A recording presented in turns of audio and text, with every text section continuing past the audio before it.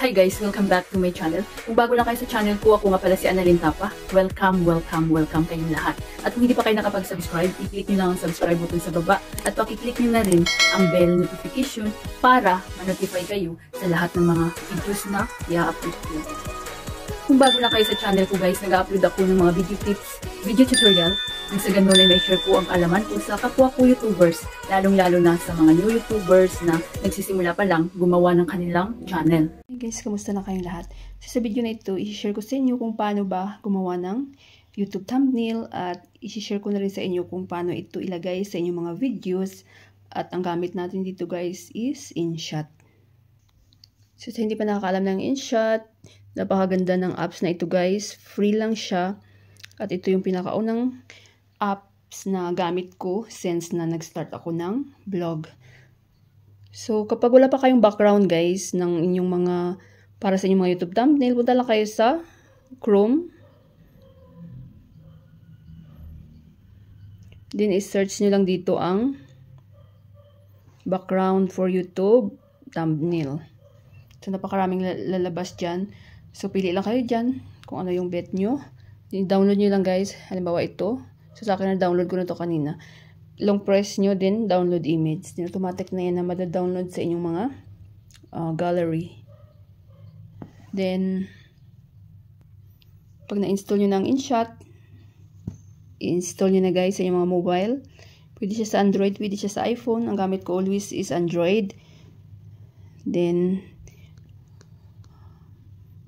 open natin ang InShot.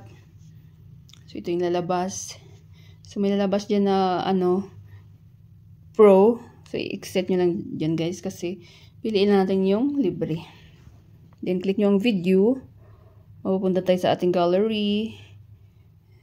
Then, nandito na yung aking background na pinili kanina. Ayan. Then, punta tayo sa canvas. Kasi, pang YouTube, thumbnail yung ating gagawin. Punta tayo sa 16 by 9. Then, i-crop nyo lang siya guys. Para mag full screen siya. Then, check. Then, hanapin natin ang PIP. Ayan, PIP. Pupunta ulit tayo sa ating gallery. Dito tayo sa photo. Sorry guys. PIP. Photo. Hanap lang ako dito ng photo guys na halimbawa ko sa inyo.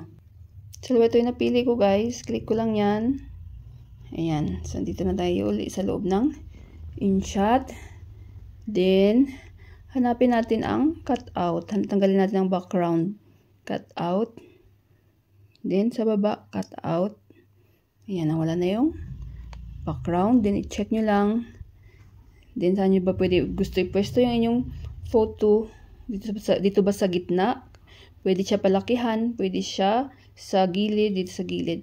So, sa akin, kapag gagawa ko ng thumbnail, dito ako lagi sa gilid. Para may, ano ba yung topic ng thumbnail nyo? Ano ba yung gusto nyong gawin?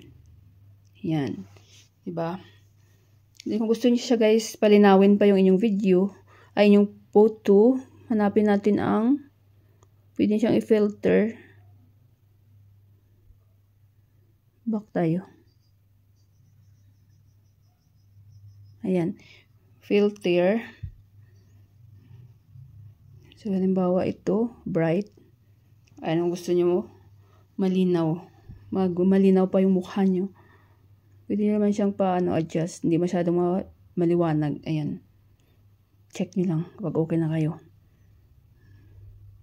Then, check. Hanapin natin ang text. So, about ba sa yung thumbnail nyo? Halimbawa, paano gumawa ng YouTube thumbnail. So, paano gumawa?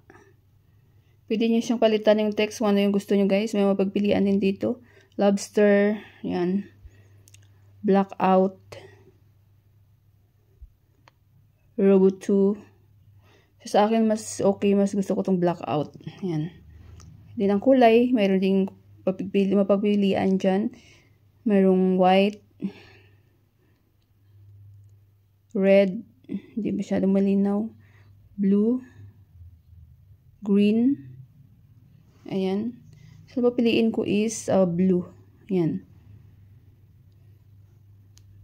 Then, saan nyo ba pwesto dapat dyan, di ba? Paano gumawa?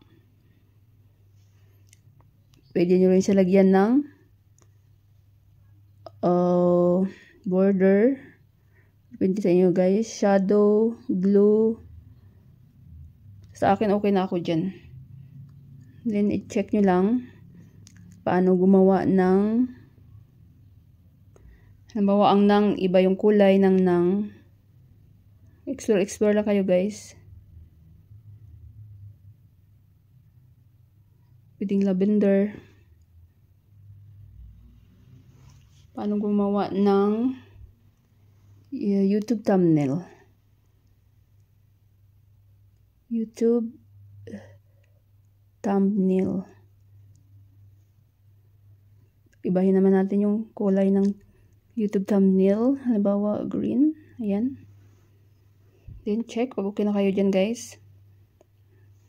Then, kayo na bahala saan nyo pa pwedeng i-crop nyo lang na sumakto siya. Ayan.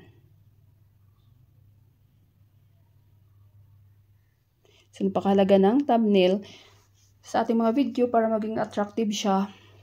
Mapapaklik yung ating mga viewers. So, pwede kayo mag-add yan ng logo. Check nyo lang. PIP. Add PIP. Halimbawa, logo ng YouTube. Ayan, dindownload ko rin yan kanina.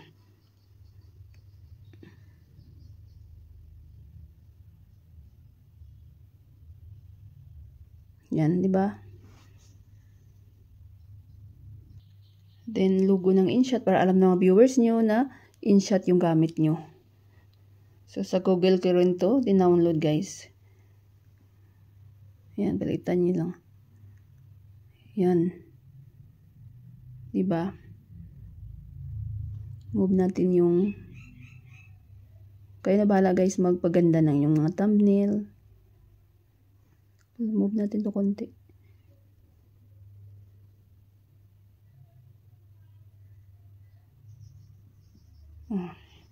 Yan, diba? Then, screenshot lang natin guys. Lahat ng mga mobile natin may screenshot, diba? Pag screenshot nyo, i-edit nyo lang. Yan. Then, save. Yan. Exit na tayo dito at pupunta na tayo sa i-download natin yung YouTube Studios. Dapat napaka-importante ditong YouTube Studio guys. YT Studio. Kapag mga content creator kayo, kasi si YouTube din ang may-ari nito at free lang siya na pinapagamit sa atin na mga content creator. So, pwede siya sa Android, pwede siya sa iPhone. Kasi dito, pwede na rin tayo magpalit ng mga thumbnail, mag-reply ng mga comment. Anything guys, nandito na sa YT Studio. Analytics. So, i-click natin yan. Then, hanapin natin ang content. So, maghanap ako dito ng video guys na wala pang thumbnail. So, dapat yung mga thumbnail nyo is, uniform din siya para kapag yung mga viewers nyo na hindi pa nakapanood ng inyong mga videos, alam nila na sa inyo yung video yun. Sa inyo yung video kapag mag-affair or i-recommend ni YouTube yung mga video nyo sa kanila tapos hindi pa sila nakapag-subscribe sa inyo. So, alam nila na nasa inyo yung video na yun at kung gusto nilang panoorin uli yung mga video nyo, ma-recognize kayo. So, iba talaga kapag may thumbnail, di ba guys? So, ito, wala pa itong thumbnail.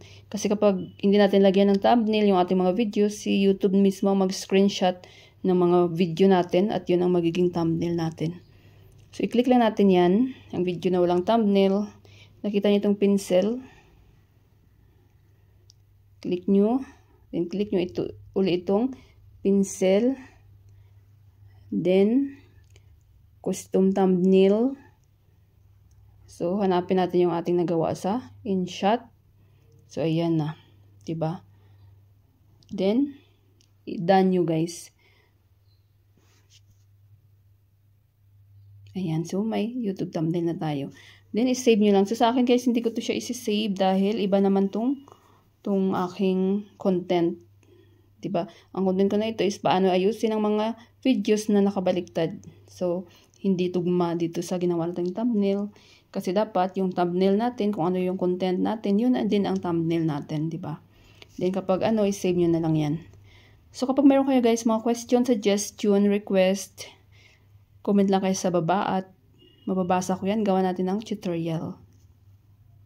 Sana guys may natutunan kayo sa video tutorial ko na ito at maraming salamat sa panonood. Kung meron kayong mga question, suggestion, and request, just leave a comment down below. At huwag niyo kalimutan mag-like, share, comment, at kung hindi pa kayo nakapag-subscribe, i-click niyo lang ang subscribe button sa baba at pakiclick niyo na rin ang bell notification para ma-notify kayo sa lahat ng mga videos na i-upload ko. Always be happy guys, be positive, avoid nega. See you next time!